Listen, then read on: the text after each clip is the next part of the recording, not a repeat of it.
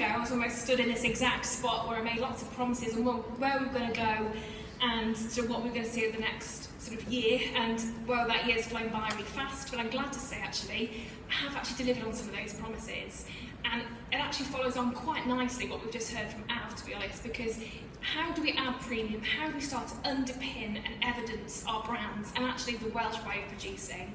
And we've made some real strong strides the last year. You heard earlier that Kath mentioned our biodiversity audit, and actually that's the first of its kind in terms of creating a biodiversity baseline, which is really key. It's tricky, but what it starts to do is provides evidence in terms of what we're doing and actually the habitats we're managing here in Wales. And the fundamental for me is the fact that those habitats absolutely depend on ruminants and the interlinkages between ruminants and also that habitat and obviously the biodiversity gains. And we've got there, which is really good. We've got a starting point. The next thing I also promised last year was actually how we advance and work upon the Welsh way that we did back in 2020 in terms of our carbon emissions reporting. And I'm glad to say I've got no results yet, but actually results are imminent on a full life cycle analysis for PGI Welsh lamb and PGI Welsh beef. Results will be with us shortly. Again, it's another key sort of step, a key milestone for our industry, and I'm really glad when we can share that with you all. Now, you haven't really come to hear about what I've got to say, but actually I want to demonstrate what we're doing here in Wales through the farmers and actually delivering it. So we've got 3 fantastic farmers here today, and actually I think this session is about the future of farming. Well, actually I'd like to correct that. It is the future, but also it's the present. We're already doing some of this stuff. It doesn't mean that we can rest on our laurels and we don't need to change, but actually what we need to do is really start evidencing and demonstrating what we do here, and actually how that then underpins our premium brands and hopefully gets us, you know, some of that sort of market that we've just been discussing with Av. So what we're going to demonstrate today, and what I outlined a year ago, is how we try and move the dialogue away from just focusing on carbon and actually focusing on total environmental footprint of our products. So that includes carbon, because we can't ignore it. It's really important for our supply chain, and actually it's important for us when sort of climate crisis is staring us in the face. But also how we start to demonstrate and evidence the role that red meat farmers play in sort of water quality, air quality, soil health, and also biodiversity. And the 3 farmers that we're going to present to you shortly today all demonstrate that, but actually it's fundamental to their business and how they produce food. And the idea that all these things go hand in hand. So ultimately, they'll also demonstrate in terms of how environmental and financial sustainability go hand in hand, and the 2 are together. So can I welcome Aled, Emily and Dyfed up here, and I will be quiet and over to you. Dyfodol.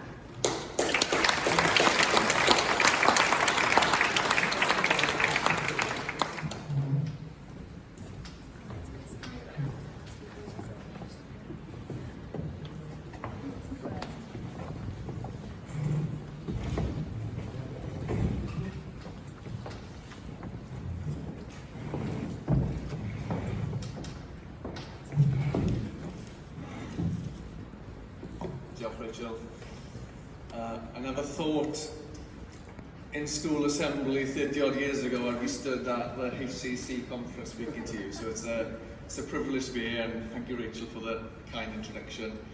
So I'm Alan Evans, and I farm in partnership with my brother Iwan in Carmarthenshire. So Iwan works off-site but brings a valuable strategic input into the unit. When we started back in 2016, we came up with 3 key pillars for our decision making, and those are profit, lifestyle and legacy. So profit's fairly self-explanatory in that we need a profit to sustain the business, we need profit to grow the business, and then we also want to make surplus profit in order to be able to invest off farm. Lifestyle is probably quite a strange one for a beef and sheep farm. It's not about having some playboy lifestyle with yachts and fast cars. It's more to do with having a nice work-life balance. So I've got a young family. Spending time with them while they actually want to spend time with dad's quite important to me. So we've created a 50-hour working week. In order to do that, we need to have good systems in place and to be very efficient. We also have every other weekend away, and then Stephen, who works with us, will have time off in the week when he works on the weekend. And then we also want to take holidays a couple of times of the year. So probably a good success for the business is that Llifon's in Indonesia on holiday for the next couple of weeks, so that's another positive thing for the farm. The third thing is legacy. So again, legacy is not about reaching a certain number of livestock or a certain number of hectares.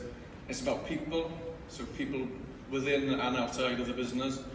So when Llifon joined us 3-4 years ago, we initially created a profit share before moving into a contract rearing agreement on his home block. And then a big progression for us is next year, Llifon's then stocking that land with his own animals. So that's been nice to play a small part in that. The second bit will be environment. So probably becoming a bit more middle-aged and taking more and more interest in the environment. And then the third bit will be community. So forging stronger links with community, creating smaller supply chains. So the system itself is focusing on rearing and finishing of dairy beef on a grass-based system. So we invested in a calf shed when we started out with ventilating calf curtains, forced air system. That means we can have high welfare, make sure that they've got adequate ventilation at all time, and then that allows us to have a low mortality rate as well. So calves will be grouped in groups of 15 initially, before going into groups of 50, and then we're weaning at 80 kilos and they go out to grass in groups of 50. So at this point we'll feed concentrates up to 120 kilos for the rumen to adapt, and that will include no soya. And then from 120 kilos onwards, they're basically on diverse lays, making use of red and white clover. That's allowed us to cut nitrogen use from 50 kilograms of N per hectare 4 years ago down to 0 over the past 2 years. That's while we keep a high stocking density, still growing 13 tonnes of grass, tonnes per dry matter, and then we utilise 85% of it, and that's a big secret of our system. So from this point onwards, they're on this mixture of diverse lays, with the only use of concentrates will be some rolled barley for finishing, especially at this time of year where it's a bit wet and we just need to get a bit of starch to get a bit of finish onto them. In the last 2 years, this will be a fairly typical lay that we've put in. So we've put in red and white clover, plantain and chicory, timothy, and still using some ryegrass as part of it. And that's come with the aim of building more resilience into the system. So back in 2019, we were very, very dry. I heard someone say you're only half an inch away from a drought with lots of ryegrass in your system. So we needed to be more resilient from a grazing perspective from there. So this is the way that we've moved forward. I mentioned at the start, in order to have the good lifestyle, we need to be efficient and have good systems in place. An important part of that is to measure grass. So we measure grass every Monday, and being a part of the Grass Check GB project's been invaluable in upskilling myself, upskilling the team, and having access to experts and analysis. So the one thing that really hit home when we started analysing with Grass Check was grass samples in February, it'll be at 12 ME, 25% protein. So there's nothing I can feed them in the bag which will come anywhere near that. It costs us 5 pence per kilogram of dry matter to grow. So again, the nearest thing to that will be twice the price. If we're feeding concentrates, it'll be more like 30 pence per kilogram. So it makes us more financially resilient, gives you a real feel-good factor when you're out grazing in February and you're in shorts. And I think it's just great for a consumer perspective as well. So that's being part of these projects is really valuable for us as a business to help us develop consistently. So the big focus when we started out was to control the controllables, and the one thing we can control was our cost of production. So keeping a grass-based system in place allowed us to do that. Over the last 2 years, we've taken more and more interest in adding value to the final product. So there'll be pictures of our steaks being cooked by a local chef, and then most of our meat now goes into London, into good quality restaurants and high-end chefs. We've also developed more direct-to-consumer with our local community base, and one of the things I'm most proud of is, as of this week, we're in a local restaurant that only purchases from organic and regenerative sources. So getting into the community, forming those closer links is really, really important. And I think once you do that, working with the guys in London when we get restaurant managers and owners out on farm, and realising how disconnected they are to the farming system, how many of them won't have been on farm before, whereas a generation before you'd have probably had a link in an uncle and aunt or grandparents on the farm. So I think that's important as a farming base, that we need to communicate that from ourselves as well as HCC. So as part of our journey with reducing the supply chain, we've gone down the route of being certified regenerative. As part of that, we've changed our hedgerow management in that we're only cutting hedges 1 in 3 years. That means that in the autumn we've got loads of berries, loads of shelter about, and by carrying out farmland bird and invertebrate surveys, we can see the positive impact that management is having in our local environment. We also carry out things such as infiltration rates. So we can see with infiltration rates for diverse lays, it'll be 11 second for an inch. So we can see how much of a benefit that can have on wider catchment management. We can also see by having slightly taller grazing covers has a positive impact on our resilience as a grazing system. It means we have stronger roots in place. And it just means that we're learning by having more positive impact on what our management can do to make things better. Same thing with rooting depths. Having a variety of species about gives you more difference of whether it's tap roots, whether it's having better rhizomes in place. It's just continually learning, but it's important for our story into the supply chain as well. And then the final one, I guess the sexy one, is carbon. When we looked at carbon initially, we were probably looking at it from a trading perspective as an extra income source. But now it becomes more important from, I think, a social license to trade. So as a farming system, we use 6 kilos of carbon to produce a kilogram of beef. So that'll be a fraction of the UK average and 10% of the global average. And I think that's at the moment, especially in an affluent market, is a really thing that they're really interested in. And I think that's something important that we can convey for the Welsh farming system. And finally, for those of you on social media, on Twitter and Instagram, if you want to see what we're up to day on the farm, it's nice to share ideas and see what other progressive farms are up to. So please give us a follow.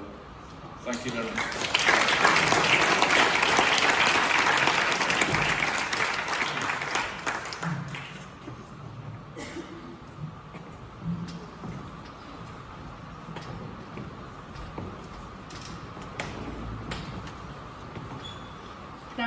Good afternoon. I am Emily Jones. I farm in Llanelwedd. As you can see, I farm with my parents, my mum and dad, Peter and Jill. I am very lucky that I have had such a good upbringing, and I do feel like I've learned a lot from my parents. As I say, I'm very grateful for what they've done, and I'm here today, I think, to show that even though my dad would probably say I'm a little bit annoying, I have tried to change things on the farm slowly. And I'll give you a bit of the background of what we do in Llanelwedd. So as you can see, I take a lot of photos of all of our animals. So to start with the sheep, we keep about 120 to 150 commercial easy cares and Glamorgan Welsh sheep. And then me again, I have gone down the pedigree route with my North Country Chiviots, and I have the Park North Country Chiviots and then the Hill North Country Chiviots. And we also have a little flock of Chamois Hill sheep. I think my love started really at a very young age for the sheep, and I was lucky enough to join the HCC Hill Ram scheme, and I could get my foot in the door then in farming in Llanelwedd. And I started recording them. So I went on to record all of the chiviots. It was a very slow process. We've only got about 80 of them. So we did everything on paper, a notebook and everything. So we do have technology then, but we haven't done everything, DNA testing or anything, because we know all of our sheep. So we started that in 2021, and I do feel like it has been an eye-opening experience. We thought we knew our sheep, and we thought we could go into every field and tell you exactly which ewe was producing the best lamb, but that was not the case at all. And then I started with the beef side, and I went into pedigree beef shorthorns. Again, I was very keen on testing, and I wanted to have a high health status with the cattle. So I went into, as I say, a high health status, because I was very concerned hearing in the news and talking to local farmers, going to the marts and having a good chat and a natter with everyone. And I could see that a lot of people who were worried about all these diseases and everything that were around. So I decided I wanted to go into testing. As I say, we test for Ionis, BVD, and we also started this year testing for Neospora, because I have heard, and a lot of farmers are very concerned about it, and we do have public footpaths, and of course we want to protect our livestock, and we want to sell the healthiest livestock, and when they go in the food chain we know exactly what's in there. So as I said, we keep pedigree beef shorthorns, and we also have a herd of stabilisers, and then we've also got a couple of red pole cattle as well that we keep pedigree. It is a learning curve, and I do think I'm learning every day. I know Dad is as well, even though he probably wouldn't like to admit it. And we are seeing that things are changing, you know, and as I say, when we started recording and started testing, we could see all these different things that we didn't even realise. So we thought, well, we've got the animals where we want them. We know what's the genetics behind them then. So we decided we want to go and change the way we farm. So we went into looking at herbal lays, and it was a risk because we were concerned, you know, we start planting and changing, you know, the grass and everything. So we were quite concerned because it is a big impact to us. If we lose a field, it doesn't work. There's no grazing, nowhere we can put our animals. We're only a small farm, we've only got 140 acres. You know, we can't afford to lose 20, 30 acres in a year. So we went in to look at, as I say, herbal lays, and we were fortunate enough, we started a couple of years ago now. We direct drill because we don't want to impact the soil too much. And as I say, the reason we looked at it really was because of the costs. You know, our outputs were, well, the cost of living, our outputs were going sky high, and we thought we need to try and sort something. You know, we didn't want to rely on feeds and fertilisers, so we thought we'd go down the herbal lay route. I was lucky to qualify as an animal health advisor as well, so I already knew the magic that was in some of these herbal lays, and we were lucky enough to plant chicory, plantain, which allows us to rely on less medicines, less wormers, because it does everything naturally. And we have seen over the years that our animals are looking healthier. You know, they're not pumped full of whatever's in these feed bags. You know, that it's mostly grass and, you know, hay, silage, the good stuff. And we've noticed, you know, again, social media, looking at these platforms, the news, everything, that the environment is important and we need to look after it. And that's one of the main reasons why we went into it, you know, to try and keep our carbon footprint down and increase, you know, everything we needed to. And that's why the herbal lays we thought was a very good idea. And we have seen that our carbon footprint has decreased because we are using less fertiliser and sprays and pesticides. And we do feel that that's important to us. So I do have some pictures of our lambs in the herbal lays.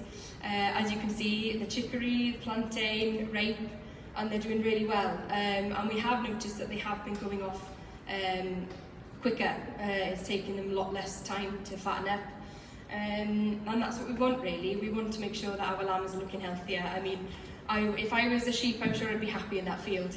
But you know, it has been a learning curve, and we're lucky that everywhere we planted has worked. We haven't lost grazing fields, which was a huge worry, as I mentioned before. But they did really well, and we've planted again this year now. They're just coming up. The weather hasn't helped. I mean, nothing's enjoying being out in this rain, but they have come up, and we're hoping, touch wood, that lambing goes well, that the sheep and the lambs will enjoy being outside. in the thick of it. And what we've, as I say, a little bit of things we've learned along the way. As I mentioned, our lambs are coming on quicker and they're healthier. And you know, I wouldn't say that they're heavier, but it's a lot nicer to see that you can go out to the field, you can take your weigh scales, and you know that they're going to be fat. We have reduced our fertiliser, we've reduced pesticides and everything, as I mentioned. And that was, we were very worried, being a small farm, that we wouldn't thrive, but we have, and that was lovely to see. We also have tried lamb that's been on our herbal lays, and we have noticed a difference in taste for the better. And you know, we're hoping to expand and sell that lamb on to people in the community, and we will hope that they will notice a change in the way it tastes. We're not an intensive farming system, and we don't ever want to be. We're a very small family farm. I'm the 4th generation, and I'm trying to improve slowly, but also keep the traditional farming methods alive. Because you know, it's the way the farm works, and I think it's the way it will work in the future. We have had a better time management. We aren't having to run around feeding everything. We can watch them grow naturally, and we are spending more time as a family together, and I feel like there's a lot less arguments now that we're relying less on the bag. And as I can see my last point there, we are happier farmers, I think. I hope Dad would agree, he's at home, but I'm sure he will agree. And I just wanted to finish with a little picture that makes me laugh. That we love a relaxing farming practice, and as you can see, I think our animals are fairly relaxed, and I'm sure they're very happy to be on lovely grassland. Thank you.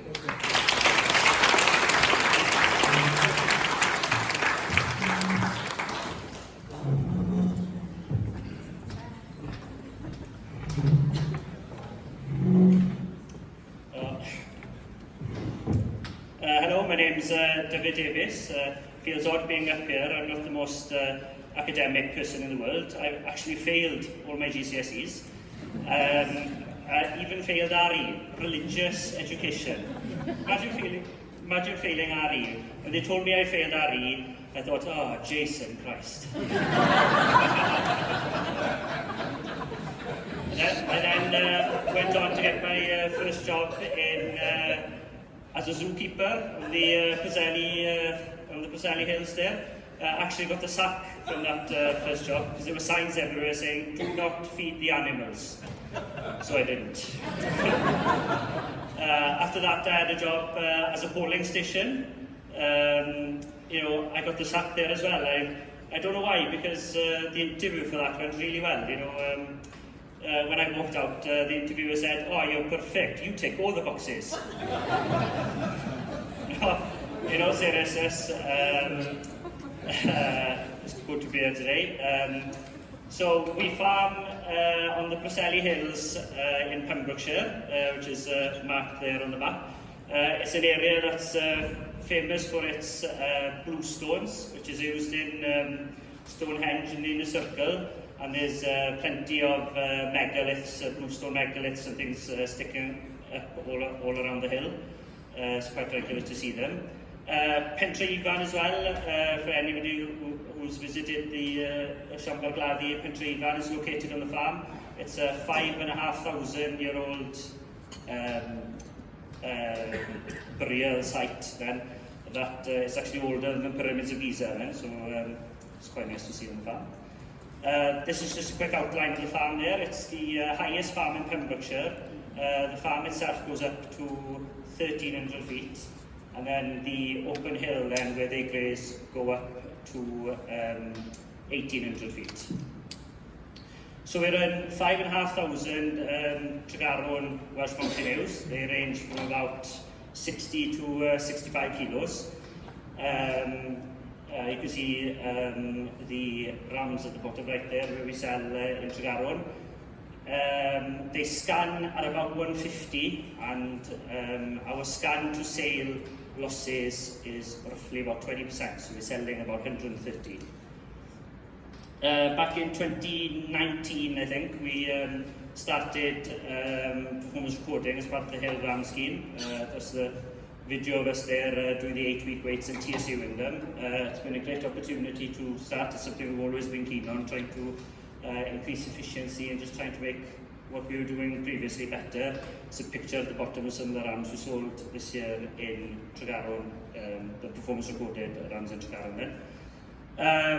Also then, as a bit of a project as well, I train and sell working dogs. So this is a video of me drafting ewes on my own then, showing one of the dogs I sold back in May working. So there now I'm drafting out the performance recorded ewes, and it's quite important that they don't get any preferential treatment when it comes to their management during the winter or anything like that, because it's quite important that you be able to see variations between sheep then, because if they were mollycoddled, their performance wouldn't reflect what they how they actually perform compared to the rest of the ewes then. As a bit of a side hustle then as well, we sell, me and my partner started a small business selling working dog collars, so follow us on Facebook and Instagram. On the hill we graze in, the Preseli Hills, they're a triple SI. So as part of the triple SI, it's required for it to be grazed. It's quite an important part of it for the unique herbalays that grow there to be able to maintain. So it's quite important that it is grazed for the sheep in order to maintain the environment then. Also on the farm is Articanol, which is also another triple SI site. It's special for its lichens. There's over 400 different species of lichens growing there, and some of them are rare and only found in Articanol. And as part of that as well, the grazing is really important because they require a specific type of light then, in order to thrive. So it's quite important that it's grazed in order to maintain that. So I'll just walk through the seasons then in our system. So this is a picture during winter. These are some of our hill ponies. Along with ewes, we've got about 70 Section A hill ponies as well. About half of the ewes then during the winter, from middle of November up until about 1st of May, go down to a military tank firing range down in Cynhadledd in South Pembrokeshire. There's a video on the picture at the top right of our lambing vehicle when we're down there.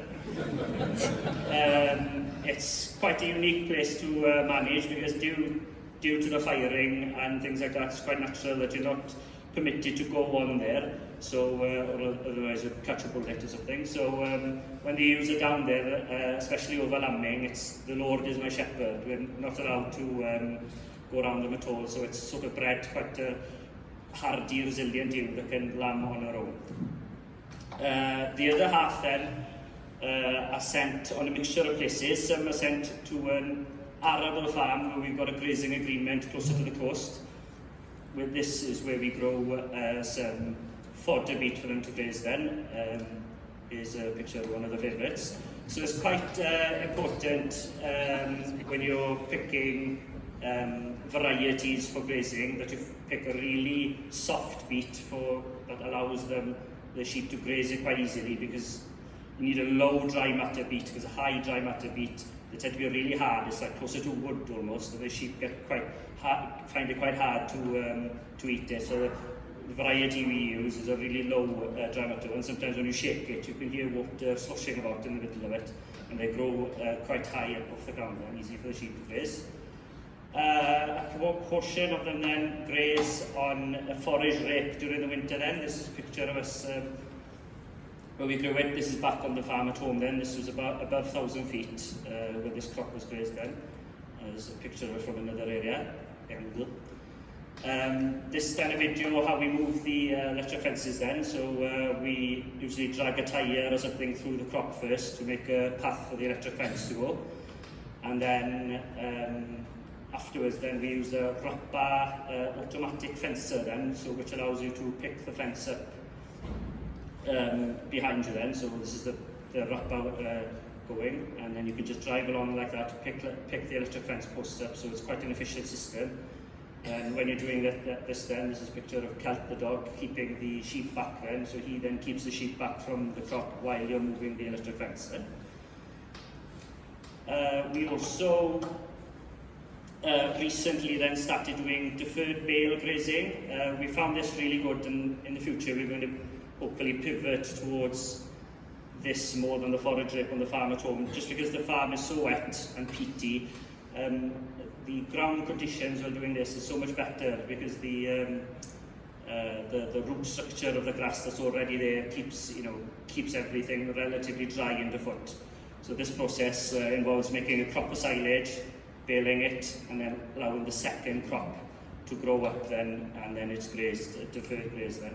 This is a different picture taken just a couple of days after the original, shows how the weather can change. But telling the truth, this presentation is most likely going to be out of date by next year, because John Davis Cobettws took me to one side just before I got on the stage, and he said he's got room for 2,000 ewes to graze on Cobettws next winter. So anyway, 30 pence a head, as you suggested. Over the spring now, we're a real low intensity system then, so the ewes are all lambed outside. They don't get any concentrates or anything throughout the year, ewes and lambs now. So they lamb outside then. This picture of one lamb that's just lambed on the hill there. It's quite important that they are able to lamb on their own, just because the sheer amount of ewes that lamb over a 2-3 week period, we're quite short-staffed. It's only the family members that are part of the lambing team then and working at home, so it's almost like trying to stop the tide. They're just all coming together. They've got to really just get on with it as best as they can. During the summer then, there's a good picture in the background of the farm. Most of our work then just revolves around stock work.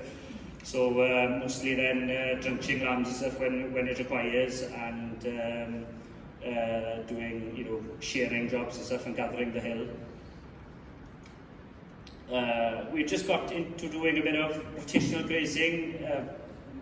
In order to do it better, I think we need to improve the infrastructure of the farm, water in terms of that, but so far, we're quite impressed with the results so far. And then during the summer as well, we try to, this is when we get time to organise the winter, because the winter is where we make our money anyway, because that's the most challenging time of the year. So this is the field that I showed you moving electric fences on. It's been sprayed off and the bales laid up on it. We're trying to do some silage as well. During the autumn then, we get time to sell the lambs. We tend to run them on a bit longer, sell them around 45 kilos in December mostly. We do this because it's they tend to mature when they get older, and we see if we can run them on a bit longer, especially as we're not using concentrates to fatten them. By that time of year then they got to a much better price without having to put any inputs into them. So it's gathering the hill and later on then preparing for the winter. This time of year as well, nights are getting shorter when it comes to training the dogs and stuff. You've got to go nocturnal, so which is quite sad really. So this is a few photos training dogs at night. And then we go further on, then we go gather the hill in the autumn as well. There's a more picture of the type of ewes we have. And these are the rams back on again, so they're quite a hardy type. Just to go back to the Cynhadledd Hwrdod, it's quite important for us to focus on fat depth when we do our breeding decisions, because for most systems you'd want a low fat depth score, as you don't want them fattening too early. But for us, because the type of pastures we have and they don't have any inputs at all, a high fat score is good for us, because they tend to fatten quite easy on poorer pastures and with less inputs. So So that's where we're going to hopefully improve in the future, is by backfat scanning and improving our backfat scores then. And yeah, that's me. So thank you very much.